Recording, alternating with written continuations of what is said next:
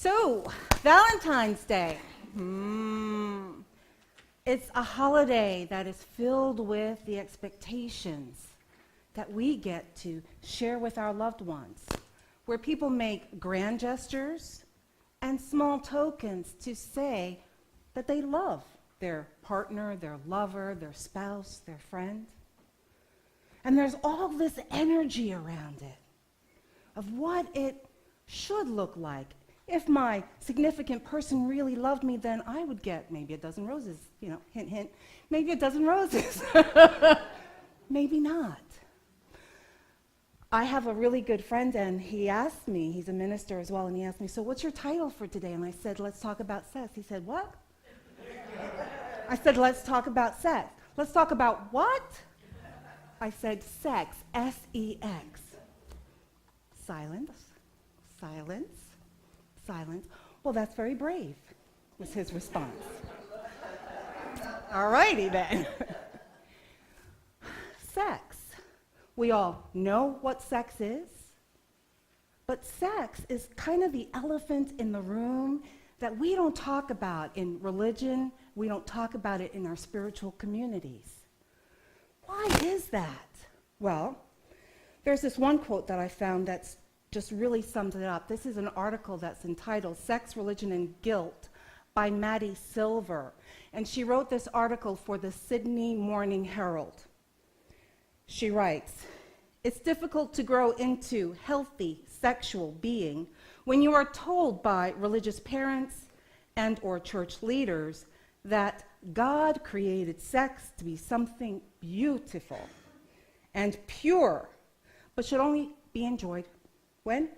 In marriage, and only between a man and a woman, and that you have to be a virgin, preferably having no sexual activity before marriage, no masturbation, I said the word out loud, oh my God, and definitely no homosexuality.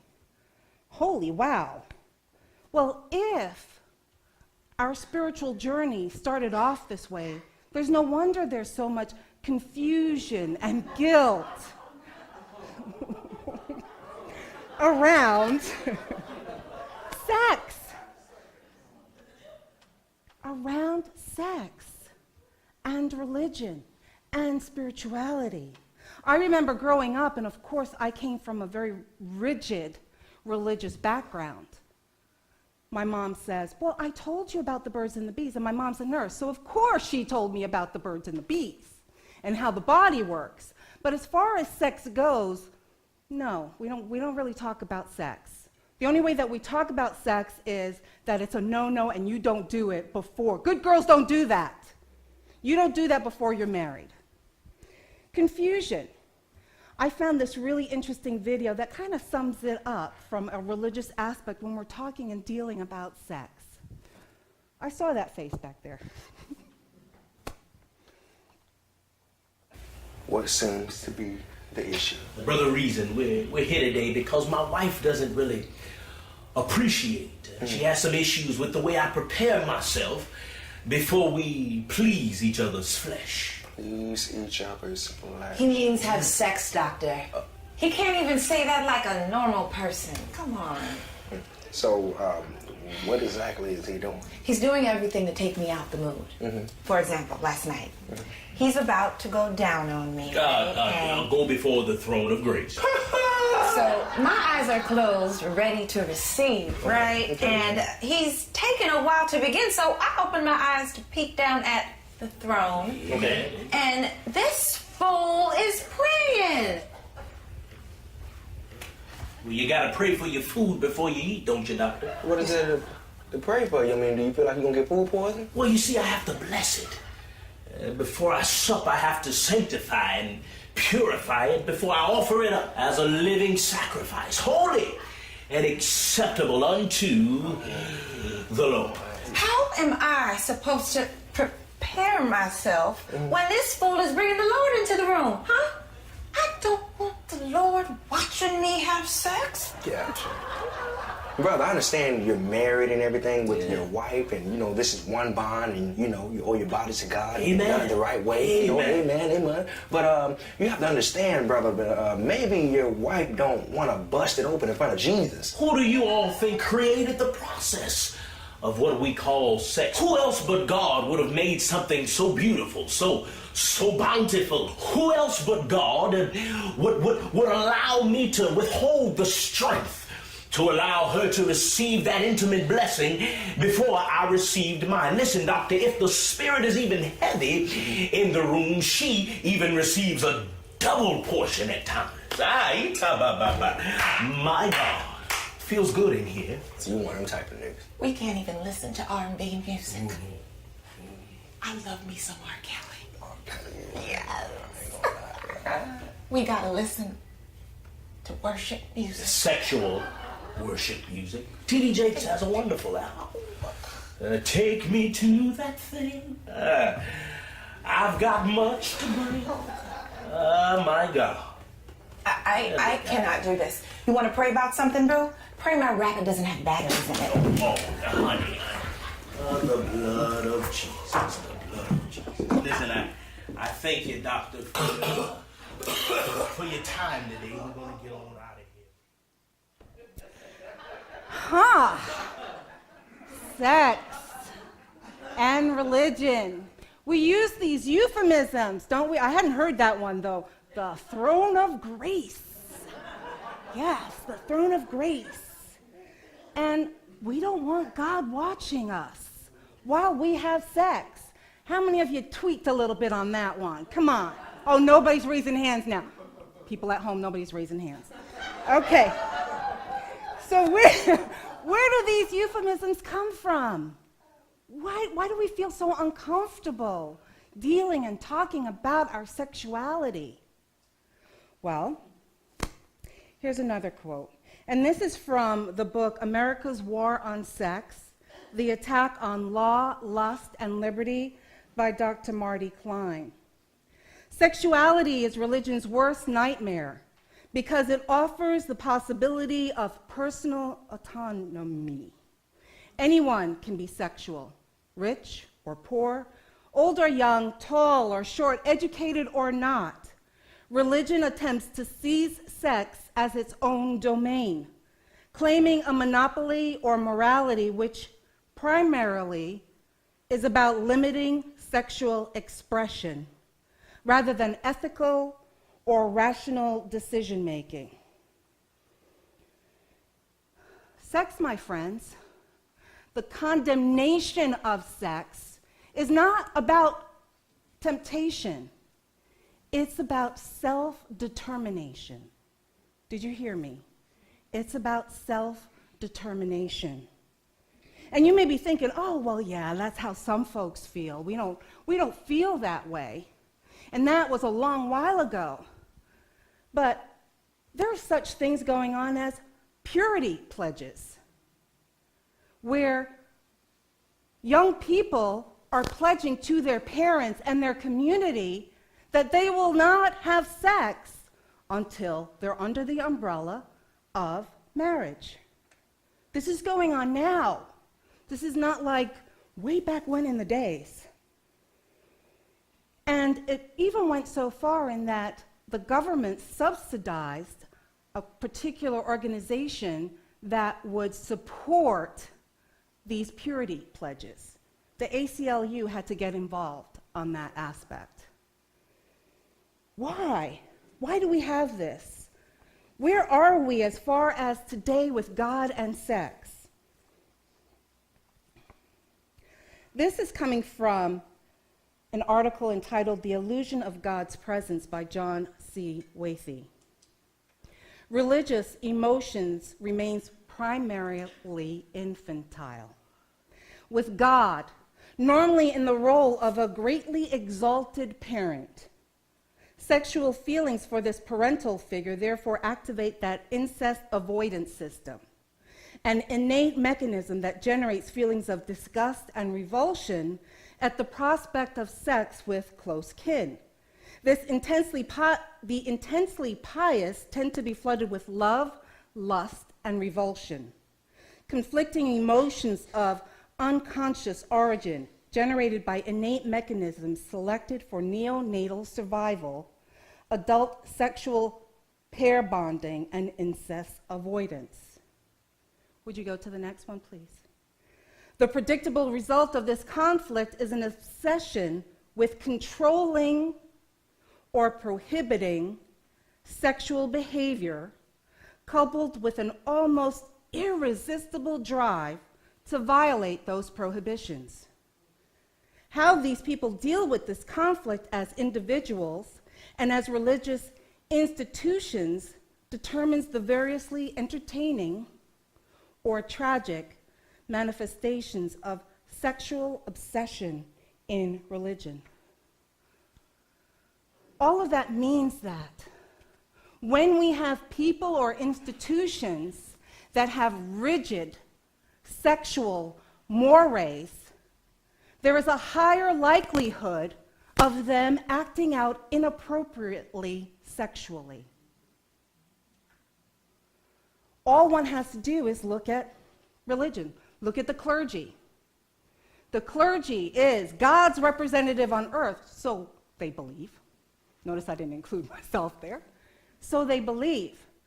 And so that means that they attempt to walk this moral walk where sex is beneath them, right? Sex doesn't come involved in them because they are on a higher plane of spirituality. And yet, how many times do we read or hear on the news about some sexual allegations against the clergy? Quite regularly. Actually, there's been a study that says that the clergy as an occupation has a higher percentage of people crossing that line into sexual inappropriateness.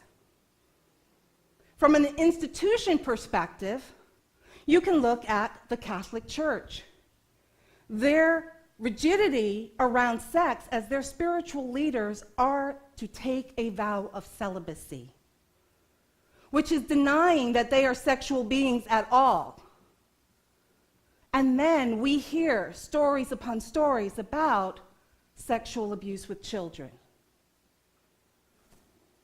As divine beings, human divine beings, we cannot deny our sexuality. Because what do we do energetically? We know this. We know this as metaphysicians. What we squeeze and try to control will come out in another way. Isn't that true? So we know this. And yet, when it comes to sexuality, we do a lot of suppressing, a lot of not talking about, a lot of not embracing, not calling things what they are, such as sex and masturbation, teaching people that if they masturbate, it will promote sexual promiscuity. I've heard even blindness, right? Hair on the hands, right? Why do we do those things?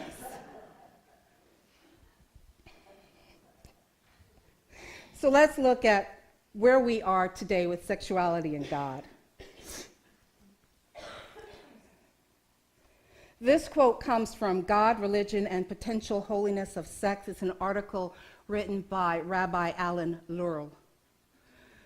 There is a common perception that religion finds sex distasteful, that sexuality is somehow impure and shameful, or that at best it should only be used for procreation.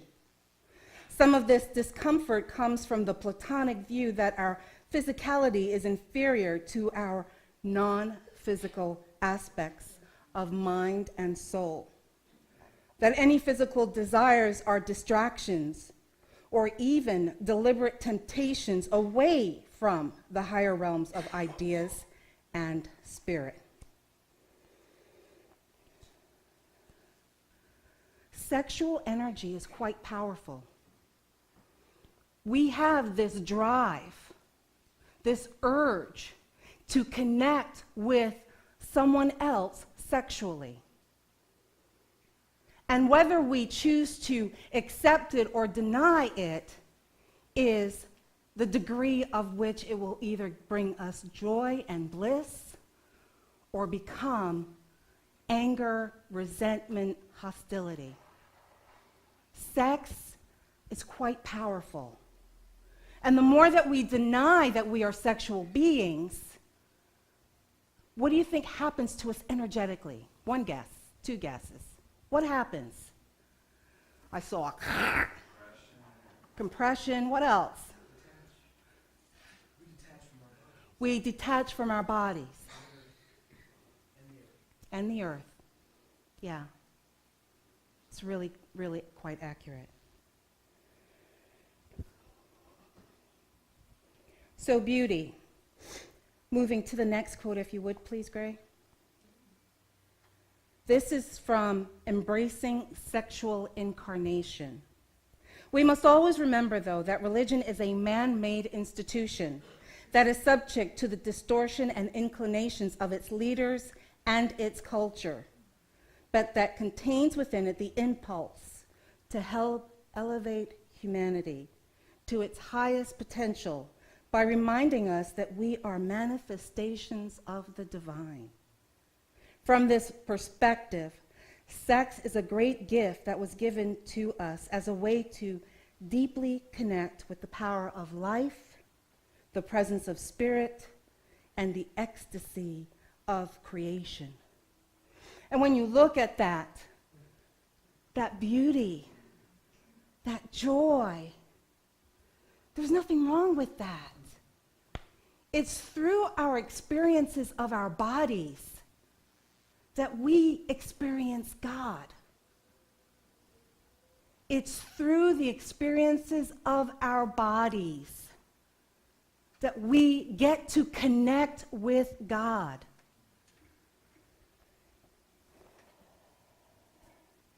So, there isn't anything wrong with our desires. This next quote is once again from God, Religion, and the Potential Holiness of Sex by Rabbi Alan Laurel. Oh, nope, I went backwards. Nope, this is about Embracing Sexual Incarnation by Julie Clausen. We are naturally obsessed with sex because we yearn for these connections in order to experience who we really are, where we came from, and what we are capable of being. It is when we deny our bodies and refuse to embrace our flesh that we become broken. It wasn't that long ago that this couple, Mildred and Richard, had to go to court to be married to each other. 1967. That's not that long ago. We are not in the business of regulating who loves who. That is not our business. That is not our business. What is our business? Our business is about accepting the truth of what we are, that we are divine as well as human. And the last quote that I have here is, for when we repress our nature as sexual beings, we cease to be our full selves. This does not mean we must all give into every sexual impulse or desire we have, but acknowledge that they are a vital and normal part of who we are.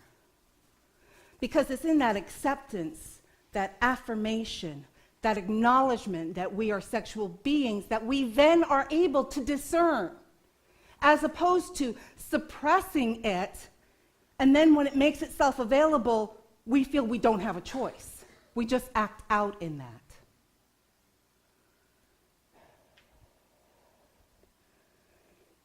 My last slide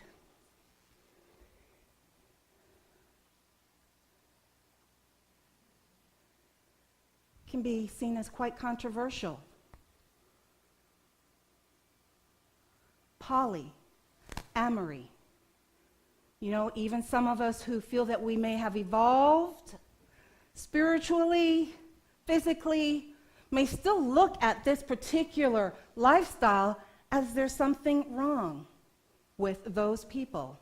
Those people. No, there's nothing wrong with those people. It's the way that they choose to express their sexuality.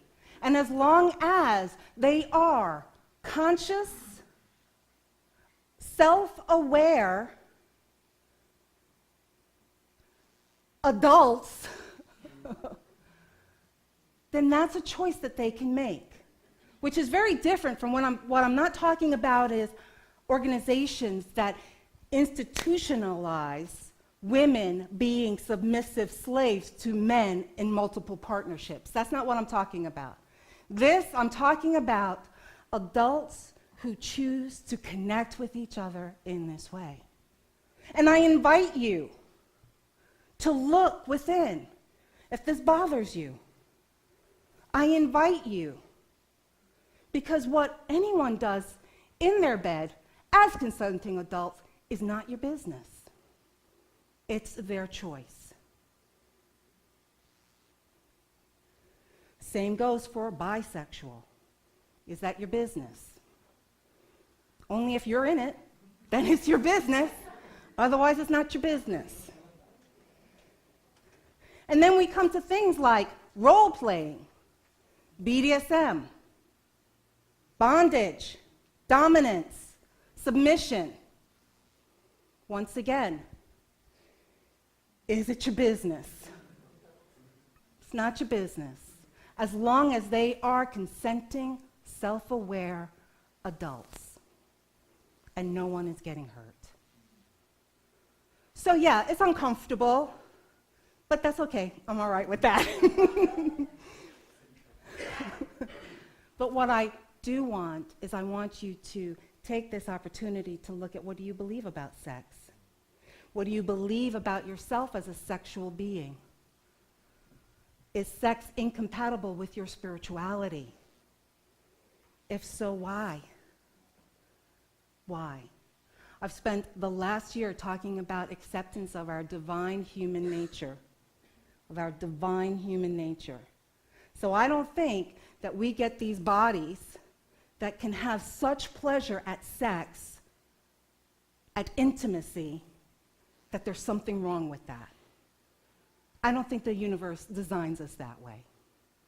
So I invite you to embrace your sexuality and your spirituality, to have fun this Valentine's Day, free and liberated from any guilt that you may still be carrying unconsciously. And Holly, please.